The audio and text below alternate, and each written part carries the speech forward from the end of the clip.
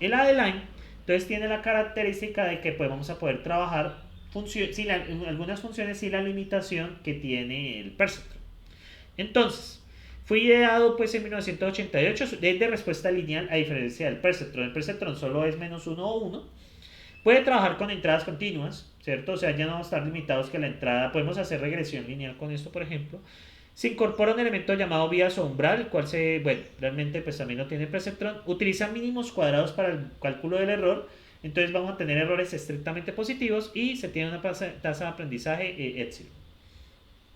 Entonces, vamos a utilizar una regla que se llama la regla del gradiente descendiente. Entonces, si las entradas tienen vectores de entrada ortogonales, se podrá llegar a asociaciones perfectas. ¿Qué quiere decir ortogonales? Que se puedan, que las entradas no dependan entre sí, básicamente, que sean linealmente independientes. La activación de la neurona pues está dada por la misma función, ¿cierto? Entonces vamos a utilizar en este caso más el bias, ¿listo? Más el bias, ya que la función de activación es lineal. Y el cálculo del cambio se basa en el cálculo del gradiente descendiente para los patrones de entrada. En este caso, vamos a calcular el error cuadrático.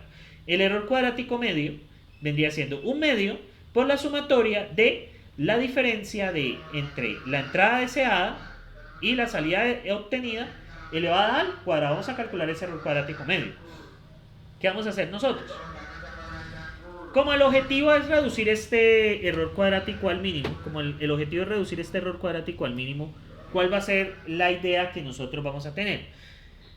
¿Qué pasa con la derivada de una función? Ustedes recuerdan la derivada de una función, ¿hacia dónde nos lleva?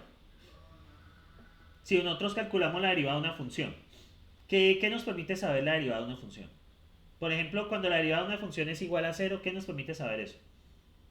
¿Qué nos permite saber?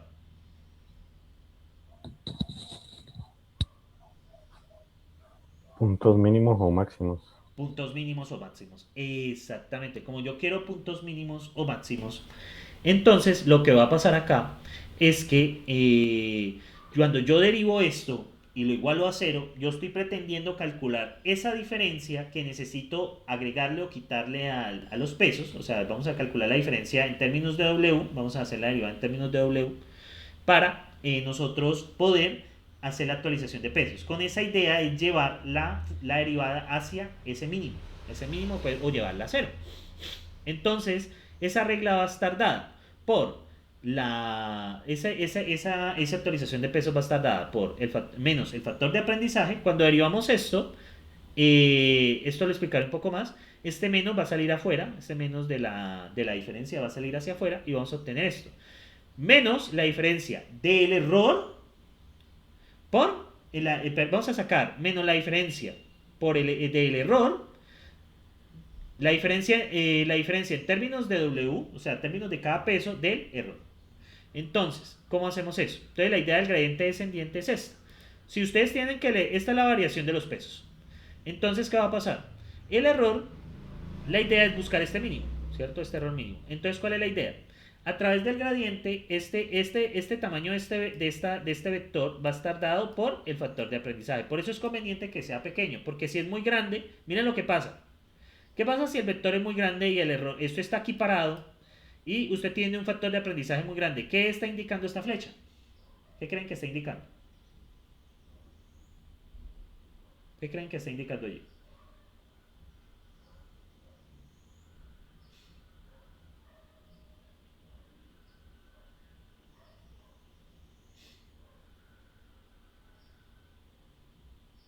Bueno, lo que está indicando, ¿sí, ¿alguien dijo algo o no? Nadie dijo nada. Me confirman, por favor, a ver si es problema. Pues se tendría que devolver para poder Sí. evaluar menos. Sí, miren lo que pasa. Se salta acá. O sea, si el factor de aprendizaje es muy grande, miren, nos saltamos acá, o sea, nos pasamos el área donde está el error mínimo. Entonces, ¿cuál es la idea? Por eso se debe utilizar un factor de aprendizaje pequeño, ¿sí? Para nosotros ir llegando paulatinamente a este error mínimo sin saltarlo. Si ustedes tienen un factor de aprendizaje muy grande, se van a saltar este área donde está el error mínimo. Porque pues, usted puede aumentar los pesos, pero si usted los aumenta mucho, o sea, esto representa un incremento de los pesos, supongamos. Entonces, ¿qué pasa? Si usted incrementa mucho, puede ser que se pase esa zona donde el error es mínimo. Entonces, el error de las redes neuronales suele comportarse de esta manera. Entonces, nosotros, ¿qué vamos a hacer? Entonces, vamos a derivar esto en términos de los pesos. Entonces, ¿qué va a pasar? Tenemos que la derivada, al aplicar la derivada a esto, como TW está escrita en términos de los pesos, ¿cierto? Entonces, podemos aplicar esto. No voy a entrar mucho en detalles y sencillamente la derivada es el factor de aprendizaje por la diferencia de los pesos por la entrada. Tenemos lo mismo que la regla del perceptron. Realmente la regla del perceptron nace de la derivada del error. Pero en este caso nosotros vamos a utilizar como criterio el error cuadrático medio. Entonces voy a hacer esto y vamos a hacer la actualización. Y pasa lo mismo.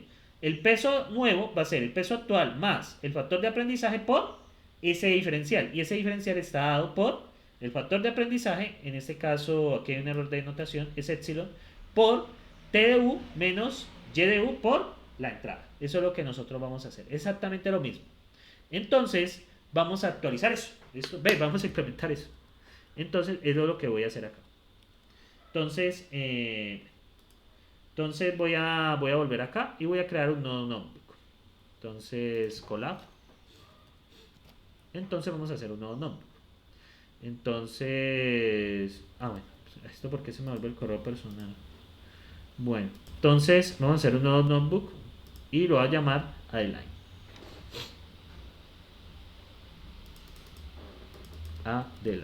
Entonces les voy a compartir les voy a compartir el link. Entonces, bueno, cualquiera con el link puede verlo. Listo. Bueno, entonces aquí les facilito en el chat lo que voy a hacer. Bueno, entonces empezamos de nuevo. Import numfi como np, ¿correcto? Bueno, ejecuto esa vaina y luego vamos a poner la función de activación. Es una función de activación lineal, entonces def activación. Entonces voy a poner x y como es lineal, básicamente retorna el mismo x. O sea, x igual a x, f de x igual a x. Muy bien. Ahora vamos a implementar lo que es la neurona. Entonces, la neurona va a recibir los pesos, perdón, la entrada, los pesos y el umbral. Muy bien. Muy bien. Entonces, la neurona me va a retornar la evaluación de la función de activación. Bueno, voy a ponerle aquí en vez de activación, le voy a poner lineal. Ponerle un nombre correcto. Entonces, ¿es lineal de quién? De np.dot. Vamos a hacer entre los pesos np.transpose de la entrada. Uy, ya me funcionó bien. Y vamos a hacer acá más el umbral. ¿Listo? Bueno, esto es lo que hemos hecho todo el tiempo. Y bueno, y ahora vamos a implementar Adeline. Entonces, Adeline, ¿qué va a recibir? Va a recibir unas entradas, unas salidas, va a recibir unos, bueno, los pesos iniciales no lo necesita, un factor de aprendizaje, voy a denotarlo como I, para no ponerlo, bueno, factor aprendizaje, más bien lo coloco así, factor aprendizaje, y va a recibir el umbral, pero el umbral pues también es un peso, realmente. Bueno, el umbral no es necesario, eso lo vamos a poner aleatorio. Bueno, entonces, lo primero que vamos a hacer, pesos aleatorios, entre menos 1 y 1. Entonces, los pesos son 2 por np.random.ran, ¿cierto? ¿Y cuántos tenemos? En este caso vamos a asumir dos entradas, x y y, entonces 2. Y de resto 1, para que queden entre menos 1 y 1. Y el umbral es np.rand, random.rand. Entonces voy a poner de un tamaño 1 y le pongo la misma regla. Pero solo voy a tomar el elemento para evitar problemas. Entonces en la posición 0. Como esto me vuelve un array de tamaño 1, entonces lo hago de esa manera. Listo. Entonces ahora, qué bien. Vamos a empezar a recorrer lo que son los diferentes patrones. ¿Sí? Vamos a recorrer los diferentes patrones. Entonces, ¿qué vamos a hacer? Entonces, for i in range entre 0 y entradas punto shape en 0. Vamos a recorrer cada una de las entradas en shape en 0. Entonces, ¿qué vamos a hacer? Vamos a tener que la entrada es igual a entradas en i.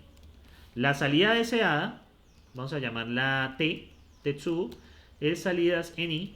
Y la salida obtenida, que es jetsu, va a ser igual a las salidas, perdón, a la neurona evaluada en ent con los pesos y el umbral. Eso es lo que nos va a dar allí la neura. Luego, ¿qué vamos a hacer? Entonces empezamos a aplicar la regla acá. Es la misma regla del perceptron, donde ustedes tienen el cálculo del error de esta manera. Entonces vamos a calcular el error. Entonces, el error viene siendo, miren acá, Tetsu, la salida deseada menos la esperada. ¿Y qué vamos a hacer? Vamos a actualizar los pesos de esta manera. Entonces, pesos, entonces pues sencillamente voy a aplicar el for. In range, ¿cierto? De 0, pesos.shape en 0, ¿cierto? Y 2 puntos. Entonces, ¿qué voy a hacer acá? Voy a coger pesos en i es igual a pesos en i más factor de aprendizaje por el error por la entrada, que es ent evaluado en ahí cometí un pequeño error, debo usar es otra variable porque si no me va a dar problema ahí. Entonces utilizaría aquí j por ende j. Listo, ahí actualicé los pesos. Y por último actualizo el umbral. Umbral es igual a umbral más factor de aprendizaje. Como aquí no es menos, entonces se asume como entrada 1. Eso es una de las diferencias del perceptron. Entonces, sencillamente, factor de creo que a él le faltó Profe, yo hice pesos pesos array, J. pesos J. pesos J. Listo. Listo. Bien, inicialmente, bueno, entonces yo retorno, ¿cierto? De la función yo retorno los pesos y el umbral, ¿no? Yo retorno esas dos cosas. Ahora, ¿qué va a pasar? Como yo debo tener un criterio de parada, ¿cierto? Porque pues este no es como el perceptron que da como tan rápido. Entonces yo voy a aplicar voy a meter un máximo de iteraciones. Uno puede por máximo de iteraciones o por un error, ¿cierto? Y uno puede decir que el error sea menor a un valor, el error cuadrático medio. Entonces, ¿cómo voy a hacer los criterios de parada? Voy a hacerlos de la siguiente manera. Voy a hacer por un máximo de iteraciones, ¿cierto? Entonces puedo hacer mientras el número de iteraciones sea menor que max iteraciones, inicio en 0, ¿cierto? Iteraciones igual a 0. Entonces, cada vez que este for incrementa, voy a meterlo una acá. Cada vez que este for se hace una vez, entonces iteraciones más igual 1, ¿sí? O sea, se va incrementando en 1. Y ahora, ¿qué medida nosotros necesitamos para saber que estamos bien? Debemos calcular el error cuadrático medio de esto. Entonces, ¿cómo hacemos eso? Entonces, yo voy a poner acá evolución del error para saber cómo el error se comporta a medida que el tiempo aumenta.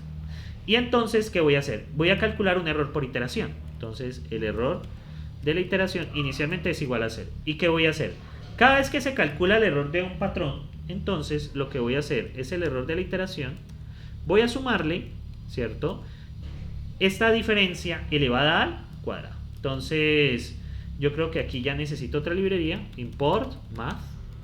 Math me va a permitir hacer operaciones matemáticas. Entonces, ¿qué necesito sumarle? Un medio. Entonces, 1 dividido 1.0 dividido 2.0 por, hagan esto para evitar que se les quede una división entera, math.pow de esta resta, ¿sí? Ese es el error cuadrático medio, es lo que yo estoy haciendo. Entonces voy a sumarle sencillamente esto y al final voy a poner evolución del error, ¿cierto? Y para cada iteración le voy a sumar, le voy a pegar el valor de error it. Entonces voy a pegarle eso. Punto apen es función, entonces va entre o sea, voy a mirar cómo se comporta el error en cada iteración a ver si el error disminuye. El problema de esto, muchachos, es que... Una pregunta, ¿ese método POW no es para elevar a una base y un exponente? Sí, coma 2. Sí, Okay. math.pow. Es que hay otro que es math. Creo que está SQR. Yo ver. Ese SQRT es para la raíz cuadrada. Para la raíz cuadrada. Hay otro que se llama SQR solo que lo eleva. De todos modos voy a probar el método a ver si está funcionando. Math.pow y 2,2. Vamos a ver. Para asegurar. Sí, 4.0, mira. Ahí está funcionando. Muy bien. Entonces, aquí lo elevo sencillamente al cuadrado. Muy bien. Entonces, voy a mirar la evolución del error. Entonces voy a retornar eso también para saber cómo está trabajando. ese caso. Muy bien, entonces, evolución del error. Bueno, nosotros podemos tener varios criterios de parada acá. Máximo de iteraciones que uno le diga al algoritmo, o si el error es menor a algún umbral algún valor que uno le establezca. Entonces, yo voy a asumir como que otra forma de tenerlo es si el error total es igual a 0. Si el error de la iteración, si este error de iteración es igual a 0, entonces quiero que detengas. Es muy difícil que se llegue a este caso. Bueno, estoy después de esto. Bien, para poder desplegar que aparezca 0. Si no, nunca nos va a aparecer. Muy bien, entonces yo aquí ya tengo implementado el align, ¿sí? Bueno, aquí 2 puntos. Y bueno, parece que ya está. Entonces, ¿qué vamos a hacer? Vamos a crear unas entradas y unas salidas ficticias. Entonces, las entradas es igual a np.array. Entonces voy a inventarme unas entradas. Por ejemplo, xy, 1,2. Bueno, esto es un array bidimensional. Chanfle. Esto es un error bidimensional. ¿Veis que un array bidimensional? Entonces, 1,2. Luego coma, ay, carajo. Luego coma, 1,3. Coma, por ejemplo, 1,4. Pongamos unos 6 ejemplos, ¿listo? Y uno le puede dar un valor arbitrario. Coma. Entonces, 2,2, 2,3, 2,4 y bueno. Bien, y vamos a encontrar esos pesos donde las salidas son iguales a. Entonces, es un ep.array de 1, pongamos que 1,2 da 4, 1,3 da 6, 1,3 da 1,4, perdón, da 8. Con 2, vamos a ponerle que este vale 6, este vale 8 y este vale 10. O sea, son salidas coherentes pensando en cómo calcular pues, los pesos. Bien, ahí realmente estamos haciendo como una regresión. Muy bien, ahí ya tengo las entradas y las salidas. Entonces, voy a tener lo siguiente. Voy a tener los pesos, bueno, configuraciones de esto. Factor de aprendizaje es igual a 0.5 y el máximo de iteraciones que yo espero son 300 iteraciones. ¿Listo? Muy bien. Esos son tuning del algoritmo. Ustedes van a ver que en las librerías que vamos a usar, ustedes hacen tuning con los parámetros. Hay muchos más de los que muestro acá, pero realmente uno lo que hace es tuning. O sea, el factor de aprendizaje es que tanto se mueve en cada iteración. Y el máximo de iteración es para que pare en algún momento. Muy bien. Entonces, factor de aprendizaje. Y luego lo que vamos a hacer es obtener las salidas. Entonces tenemos esto. Y es igual a de line de las entradas, las salidas, el factor de aprendizaje y tenemos el máximo de iteraciones. Bien. Y bueno, ¿qué pasó acá? Ok, creo que se borró, no pasa nada. El factor de aprendizaje y el máximo de iteraciones. Muy bien. Entonces acá, bueno, voy a imprimirlos a ver que si están trabajando correctamente. A ver si esto está trabajando correctamente. Y lo bueno es que yo tengo la posibilidad acá en runtime. Entonces, run all. Control más F9. Entonces me las empieza a ejecutar en orden. Bueno, aquí hay un error. Claro, se me fue este de acá. Creo que fue un error de eso. Bueno, lo vamos a ejecutar. Entonces le dan aquí ejecutar todas. Y bueno, max range, vamos a ver. Dice que hay un max, vamos a ver. Max range error. Max range error. Ok, no hay problema. Entonces, vamos a imprimir. ¿Qué está pasando? Creo que se nos está disparando ese infinito. Entonces, run all. No, ¿por qué? Qué raro. Esto. Ah, miren, el error se está disparando. ¿Sí pillan que el error se está disparando, muchachos?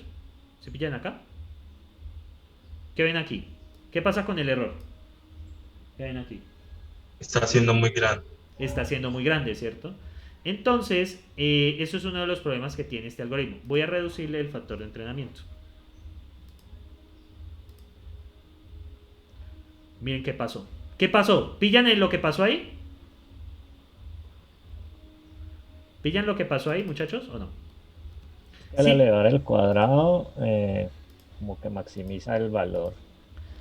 Sí, pero algo que les quería mostrar es que miren con el factor de aprendizaje de punto 5. Miren lo que pasa.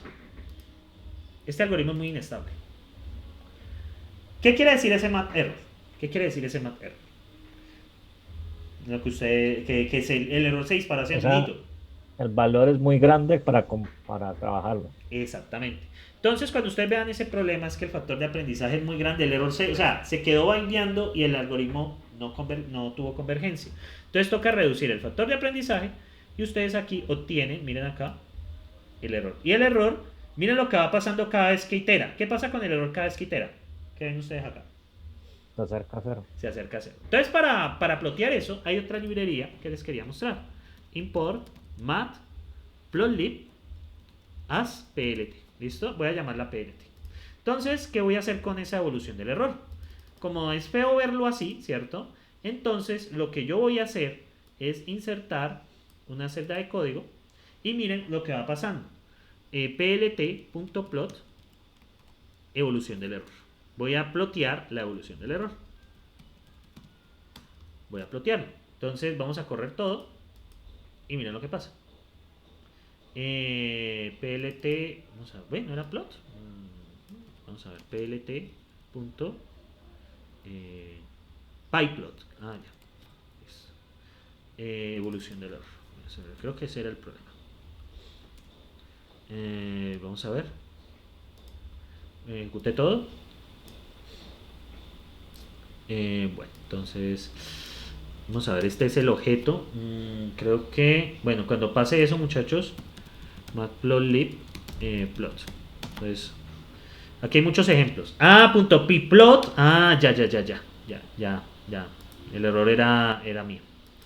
Entonces, plt.pyplot.plot. Ahora sí, y voy a mandar evolución del error. Realmente no necesito eje Y, porque el eje X, perdón, porque el eje X es eso. Bueno, evolución del error, evaluación, evolución. Entonces vamos a ejecutar todo y miren lo que aparece. ¿Qué ven ahí?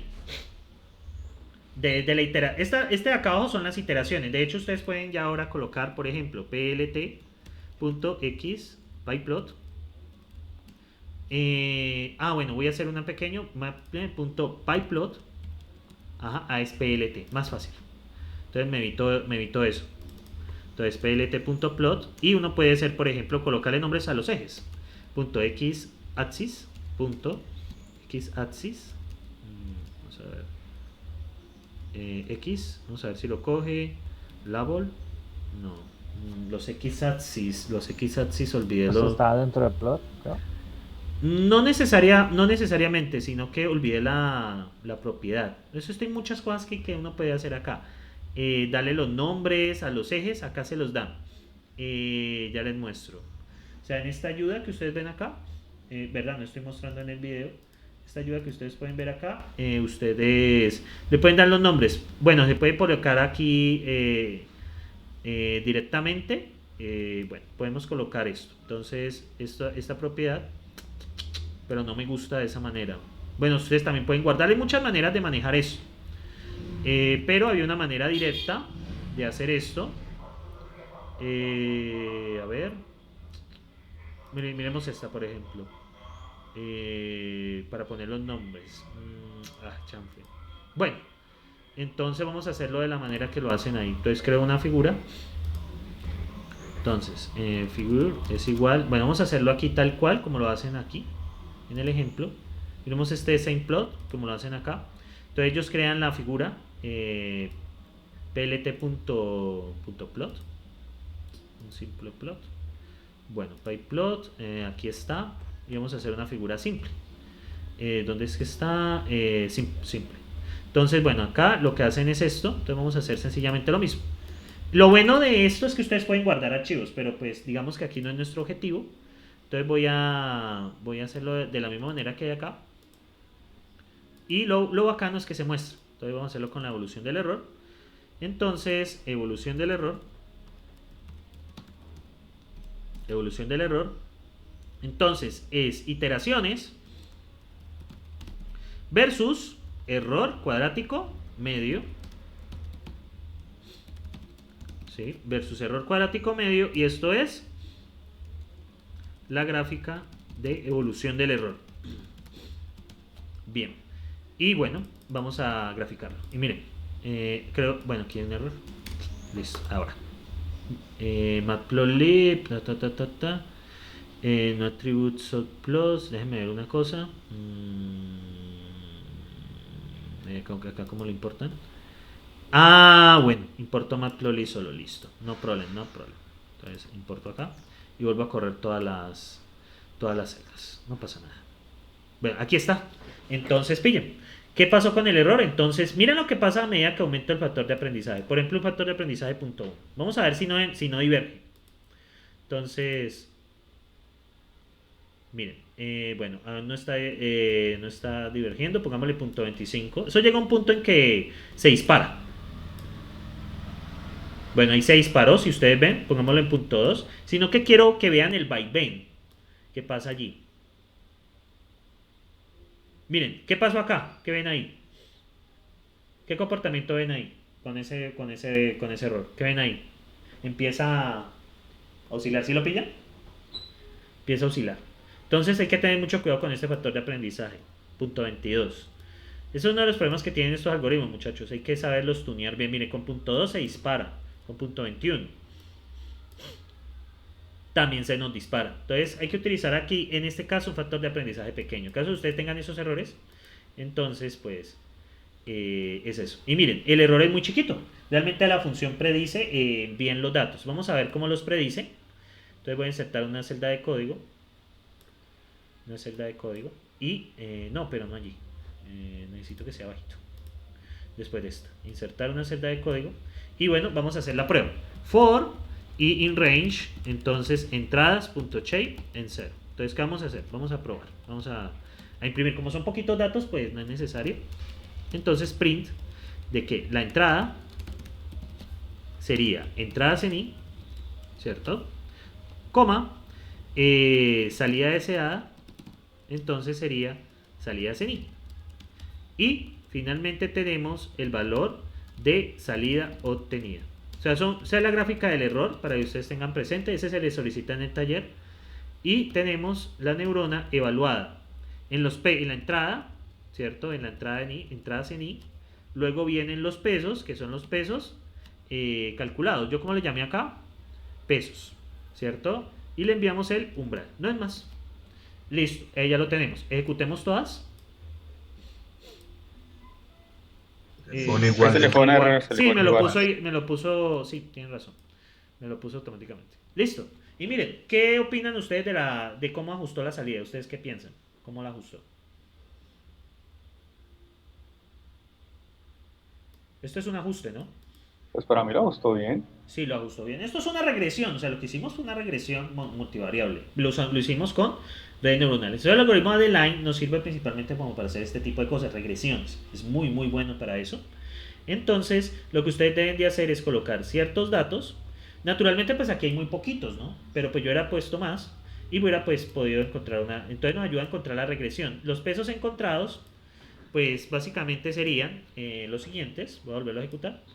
Y los pesos encontrados pues sería 1.98 por x1 y 1.99 por x2, que son la entrada 1 y la entrada 2. ¿Sí? Y pues miren, entonces esta es la información pues que uno esperaría. La evolución del error, miren que inicialmente, miren que esto converge realmente muy rápido. Entonces este algoritmo también maneja como un rango de error. Ustedes pueden decir, no, si el error cuadrático depende del problema, es 0.5 por ejemplo, entonces uno dice, bueno, ya allí yo ya lo detengo. Pero como yo estoy diciendo acá que el error es 0, entonces pues él hace realmente todas las iteraciones. Y miren, gracias a que el factor de aprendizaje es pequeño, no diverge. Si él se va para un lado, se va muy lejos, sigue como buscando el mínimo hacia ese lado y los pesos se nos explotan. Entonces una de las limitaciones que tiene es, básicamente. Bien, no sé si tienen preguntas sobre esto. ¿Alguna pregunta? ¿Alguna cuestión? Por mi lado no. No. Bueno, entonces hagamos algo. Pues ya que voy a cambiar de tema, voy a entrar al perceptrón multicapa. Entonces lo que vamos a hacer en este punto es básicamente Vamos a tomarnos un descanso hasta las 10 minutos, o sea, 25 minutos, y regresaremos a las 10:10. ¿Listo? Entonces, pues, para las personas que han desayunado, entonces, háganlo y pues nos vemos ahorita. Bueno, aquí tengo la grabación.